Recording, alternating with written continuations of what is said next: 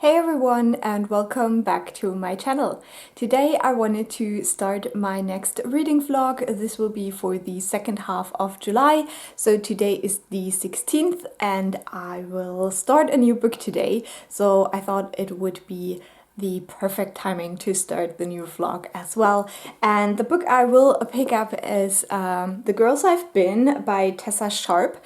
And this is one of the library books that I got. You might have seen my library book haul where I got way too many books and I'm now trying to read them very fast because I'm moving and so I won't have access to the library here anymore. And this is one of those books that I probably wouldn't buy or would only buy as an audiobook, but having access to it in the library made me pick it up sooner because, yeah, maybe you can guess why. I really like that the main character seems to have a similar haircut, and I think this is a YA thriller, and it says on the back, my name is Rebecca, Samantha, Haley, Katie, Ashley, Nora, and all except for Nora are scratched out. So I think this is about a girl who has to change her identity quite a bit, and we'll probably figure out why that is. So yeah, I hope I can read this weekend, or at least make a very big dent in it, so that I have the chance to read all of those library books. Apart from that, I will also start a new audiobook today, and that is The Poppy Boy by R F Kuang. And this one I'm very excited about, but I will do a separate reading vlog for the whole series, so I will probably only mention it when I'm done. But yeah, that's going on in the background a little bit in this vlog. So I'm also really excited for that one. It's one of the 5 series I want to read this year, so it has very high priority. Apart from that, today I have started organizing my moving process, so that's super exciting, and maybe I can give some smaller updates here and there when that actually starts happening.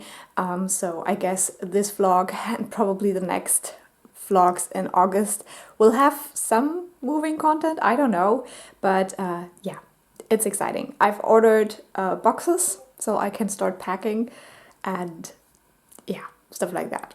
Oh my god, it's happening.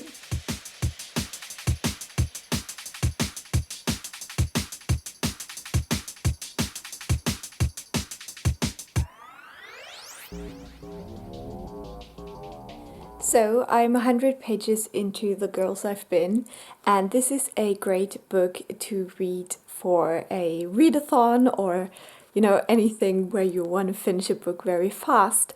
So that's amazing. Basically, we follow 3 teenagers.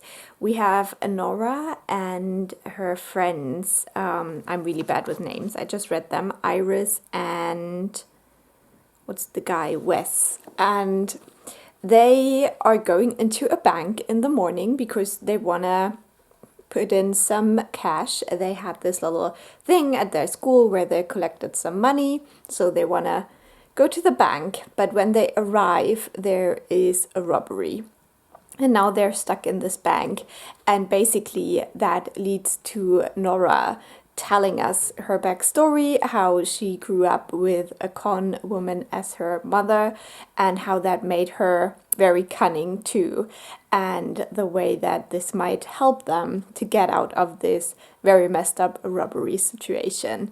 So this is like action from the start. It starts out with this really massive scene of the robbery and stuff. So I think that this is just one of those books where you read the first sentence and you kind of get sucked in. So it was really easy to read these first 100 pages very fast. Now my goal is to get to about 180 pages, which should be halfway through, I think. So we'll see whether I can do that today, but I'm pretty hopeful, and so far I'm really liking this. It's a lot of fun.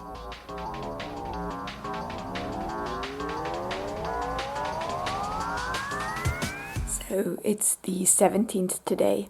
I'm not doing so great today. I'm struggling a bit, just health-wise. But I'm 200 pages into The Girls I've Been. I'm very hopeful that I can finish this today. I'm still enjoying this a whole lot. It's such a fast-paced read. We do get a lot of backstory on the main character, obviously, and it's quite a traumatic backstory, and this book has a lot of violence and a lot of abuse in it, not only of the main character but also other important characters. So there's definitely some content warnings for that. Also, there's some violence happening in the bank robbery, so I guess that can be expected when things start going wrong. I'm very intrigued to see what the last part holds now. I think the third part is the last part, we'll see. But yeah, I'm just really enjoying this. It's very bingeable. I'm having a great time. I still feel a little bit cheated by the cover because I don't think the main character has that haircut.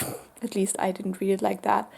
But yeah, what I also really like about this book, I don't think I've said that before, is that the main character identifies as bi, and she is in this whole mess with her best friend slash ex-boyfriend and her new girlfriend. So that's also something I really like. Also, her girlfriend has that that thing, I always forget what it's called, but basically that condition when you get like really bad pain when you're on your period. I'm sorry, I'm not really good with the names of such conditions and illnesses in English, but I really like that representation as well, and the way that was like brought up quite naturally, but it's not like that's the only feature the girlfriend has, so that was really cool as well. So yeah, we'll see. How will they get out?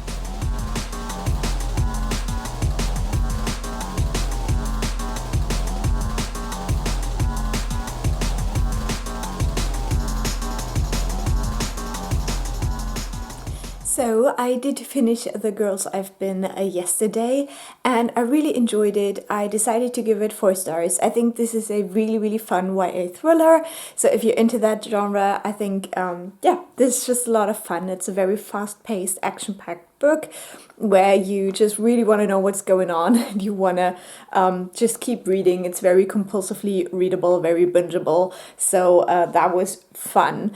I did like the ending. I think that this book walked the very fine line of being kind of a heist book, but then also not glorifying the lives of con people. So yeah, our main character definitely wants out, and that's her main goal, to live a normal life, to have meaningful relationships and stuff like that. So I think that this book dealt with that really well.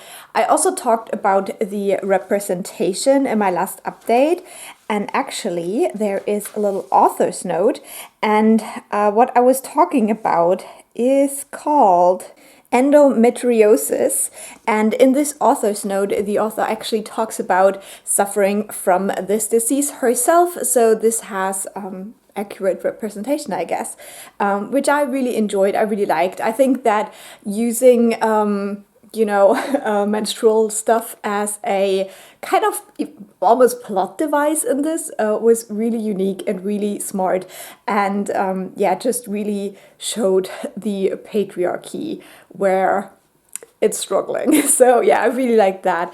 As I said, I had so much fun with this book, and I would recommend it if you're interested. Definitely keep in mind the content warnings, abuse, violence, stuff like that. But a lot of this stuff is not on page, so some things are just implied. But yeah, there's a lot of violence in this book. So yeah, really liked it, and I'm very happy about that. And so we have 3 library books out of 8 down. The next one I want to pick up and now matches my outfit, and that is Behold the Dreamers by Imbolo Mbue, and I'm very excited about this book. So I'll keep you updated once I get started. So this book will go back to the library today. Today is the 22nd of July, and I'm 100 pages into Behold the Dreamers. As I had predicted, I love the writing in this book. It's amazing. I think the characters are also very intriguing, and this is a book that I just really enjoy coming back to. If I would have more time, I would read this like all the time, like it would be a very fast read. So I'm very glad that my suspicion that Imbolo Mbue could be one of my favorite authors seems to be correct. And that's amazing because, as I said, I have her second novel that is unrelated to this one in my TBR card. So if I love this one, I'm so excited to read that second book. In this book, we are following Jenda, who is a Cameroonian immigrant, and he has been in the United States for a couple of years now, and he has gotten his wife and child to live in the US as well, and he just got a job as a driver for one of the higher up people in the Lehman Brothers bank, and obviously this will deal with the financial crisis that happened. So yeah, I love Jenda as a character. I think he is definitely flawed, but you can really understand his motivation and where he's coming from. And I think, yeah, also I just read a little part where he was discussing things with the son of that like bank guy, and that son just decided to drop out of law school and move to India, and Jenda can't really understand that decision, obviously, because he comes from such a different background, and for him having the opportunity to have a good job is like everything, and it seems to him that the son is just throwing it away, while obviously the son grew up so privileged that he doesn't even have to have a good job to get through life well. And then we also get some chapters from the perspective of Jenda's wife, Neni, and I love her as well. She is a great character. She came to the US and is now studying to become a pharmacist, and she's doing like odd jobs to help financially. And yeah, I just really, really enjoy her character as well. I'm intrigued to see what comes next, because I think that we will now get a couple more chapters from her perspective, and yeah, it's so interesting to see this like stark difference of these two families, this very wealthy white American family and this African immigrant family who basically come from nothing. And I'm so intrigued to see where this goes because I have no idea. And yeah, I love this.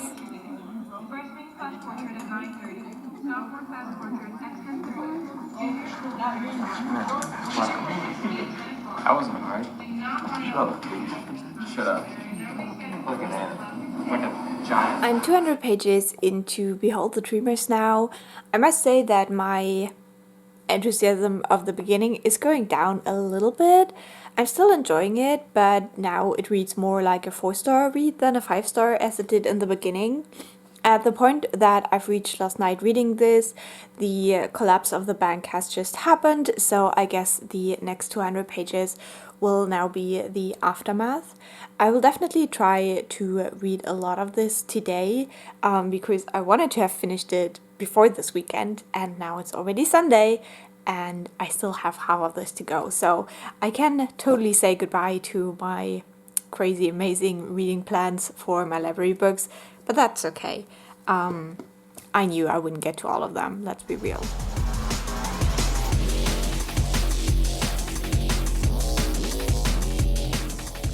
So I spent the day outside reading, which was really lovely, and I'm now 300 pages into Behold the Dreamer, and I'm still enjoying this book. Jenda was really getting on my nerves for some parts of this book now. Yeah, it's getting a little bit better again, but his whole thing that he's the man and he can decide for his family and stuff, that's just not something I enjoy as a character trait, even though I can accept that there's still a lot of regions in the world where this is the main belief. I think that Neni is a very interesting character. I really like seeing her in these different situations. She's definitely doing some questionable things, but I really enjoy her as a character, and I enjoy how stubborn she can be. I think she's definitely my favorite of the two.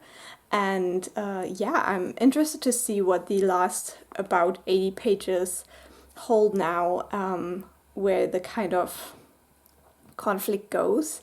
Because right now it's just very much up in the air for me. I don't have any prediction where this is going. So yeah, this is definitely an interesting read. I think it will probably end up be a 4, maybe a 4.5 star, depending on the ending now. But for a debut novel, this is like mind-blowing, and yeah, I really enjoy it. And I think this is kind of a subject that I don't really enjoy reading about, and for that it is definitely entertaining and I am invested, so that's great. So last night I finished Behold the Dreamers by Imbolo Mbue. In the end I decided to give this 4 stars. It was a really good book. I would highly recommend it. The thing is that in the end, unfortunately, the main character of Gender really got on my nerves so much. I totally understand what the author was trying to do with his story arc, and I think it is an important story to tell, but the way he treated his wife was just despicable to me, and he was screaming at his child and stuff like that, which is, you know, something where I totally understand that this happens and that people cannot deal with the pressure of things and they start lashing out. But it's just, I just don't enjoy reading about that.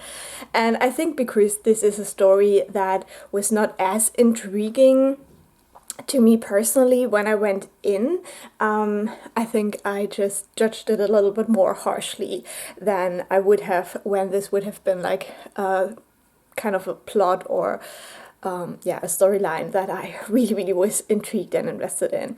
So overall, as I said, I would highly recommend this. I think it's a really good book. Just the ending kind of irked me, even though I understand why it was done, but just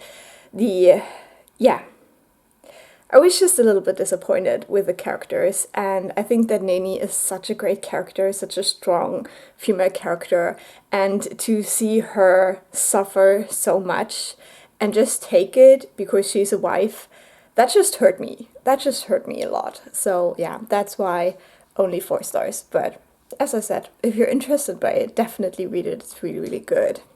And then I already started my next book, which is Skin of the Sea by Natasha Bowen. This is a book that I'm very excited about because it's a mermaid book and I love mermaid books. Really excited. So I am about 40 pages in, so not that far, but at the beginning we meet the main character. The back just calls her Simi. Her name is longer, but I'm so bad with names, so we're just gonna call her Simi. And she is one of the mermaids.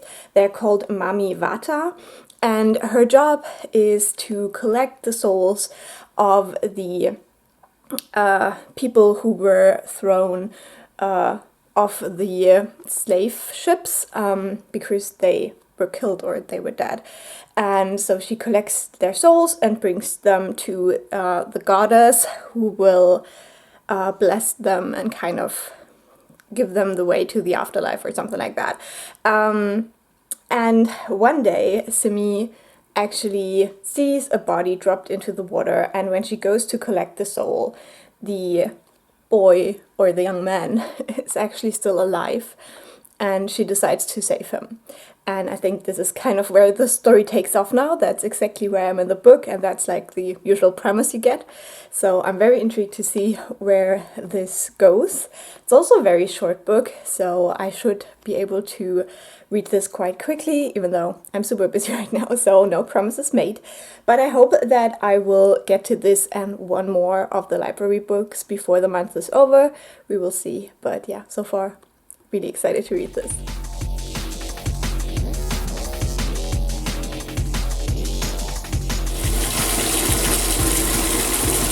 So this is going to be the final clip of this reading vlog. I hope it was somewhat entertaining. I know I didn't vlog a lot in the last couple of weeks or days. I was traveling again, so that's always a little bit difficult. But I ended up finishing The Skin of the Sea on the 1st of August now, and I wanted to include it in this vlog because I want to do a separate reading vlog for the Magical Readathon in August, so I'm just gonna quickly mention it again. I wanted to do another update when I was 200 pages in, but then I was just so busy, I'm sorry. Overall, I decided to give this a 3.5 stars. Unfortunately, it was not quite what I was looking for, mainly because I love mermaid stories, but most of this was set on land, and so I felt like the mermaid aspects didn't really come through. I think the only nod to the main character being a mermaid was that her feet were aching all the time, but it didn't really have any consequences. And then there were just a few scenes where she was an actual mermaid action, so that was a little bit sad. I think what I really enjoyed about this is all the African mythology that was woven in here. So we have a lot of mythical creatures that we meet on the way, but I almost felt like it was too much. Some of those weren't really important, and yeah, I just felt like this could have been longer to really explore some of these creatures a little bit more and give them more meaning, or some of them could have been cut out to make the story a little bit more straightforward, because this is only 300 pages and it tried to do a lot in those pages. What I really enjoyed about this book was the ending. I think that it has definitely a lot of nods to the original fairy tale of The Little Mermaid by Hans Christian Andersen, but it also is its very own story, so I did enjoy that. And I think that if you do like The Little Mermaid, I would still definitely check this out. It's a really fun, interesting read. As I said, the mythology is so interesting because it's not like any other fantasy book. No, that's a bad joke. But it's like, yeah, it's just like really fun and a nice twist on the kind of mythological creatures that pop up in many books, like unicorns, and the creatures in here, they are based on the African version kind of unicorns and stuff like that. So yeah, I really enjoyed that. The romance, yeah, I'm not a romance reader, so I don't care a lot. I don't think that there was a lot of build-up. It was quite insta-lovey, but I don't really mind that, to be honest, because I'm not here for the pining of the characters.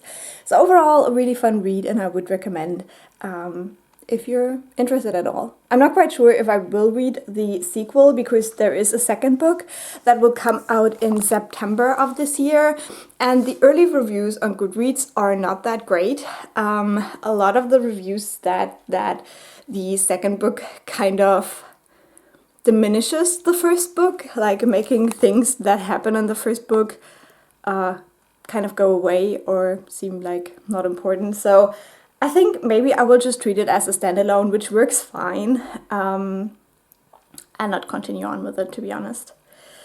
So if you've watched my TBR from my last library haul, I have 3 books I didn't get to that I will bring back to the library unread. Unfortunately, I'm moving, so this was my last chance to read books from the library here. The first one was Sanctuary. Unfortunately, I did not get to this. I really thought I could squeeze it into this last week, but it was just too busy and I didn't have time for reading.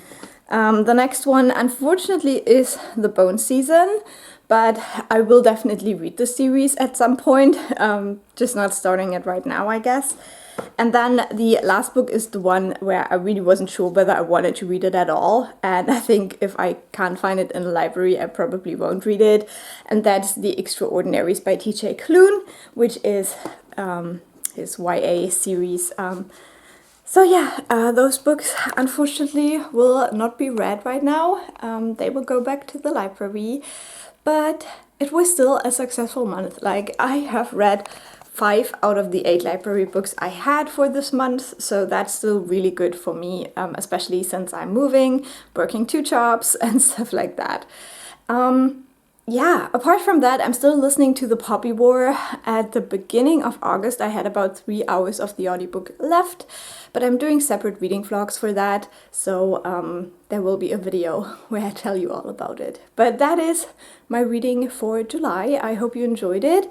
Let me know if you've read any of these books, and I will talk to you again soon. Bye!